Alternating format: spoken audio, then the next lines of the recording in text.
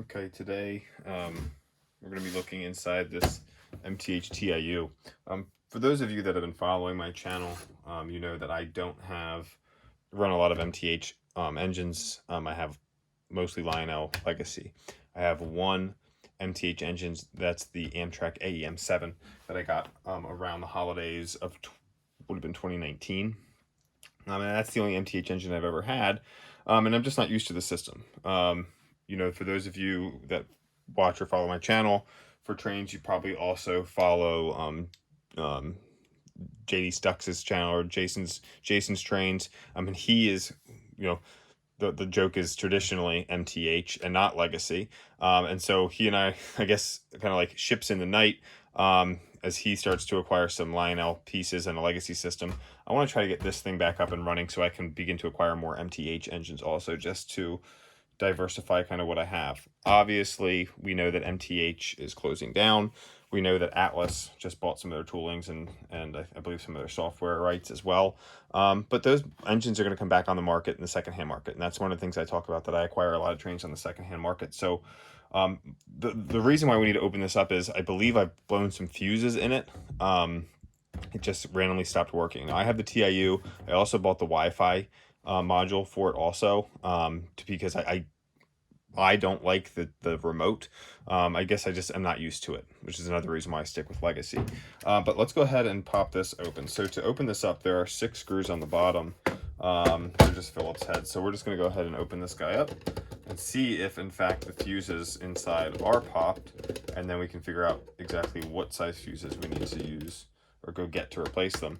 My understanding is that this is just uses like automotive fuses, so you can easily grab them at any hardware store or online. The 2 middle ones are stuck. We'll just leave them in there for now. So here we've got our fuses. Let me bring this up a little bit closer.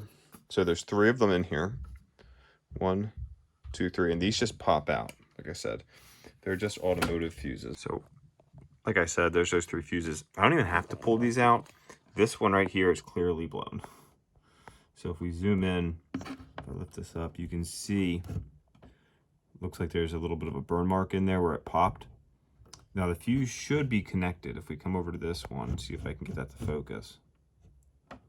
Oh, that one's blown too. So there's 4. I just missed that one in the middle there. So we've got, let's focus again here. So we've got 1, 2, 3, 4. This one's blown and this one's blown.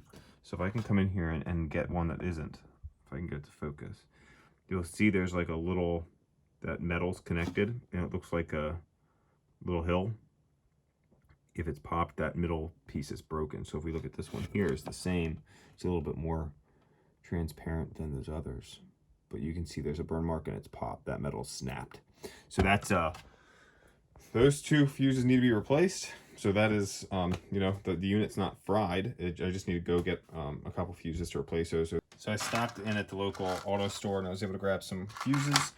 And so what we're going to do is we're going to pull these guys out and install some new ones.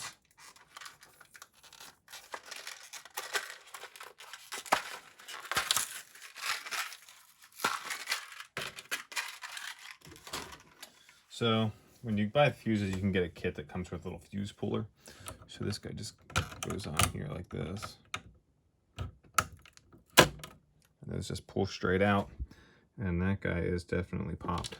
So that guy, these are all 20s, so I don't have to remember exactly which ones they are. That guy's popped as well. So we're just going to replace them. And it's as simple as just popping these guys back in. I think I got these for just less than $5. Take this, slides right back down into there like that. And this guy slides right back down into there like that. And those protect your circuit board from frying. These other guys we can toss. And now we can put the cover back on and get this reconnected and run that AEM7.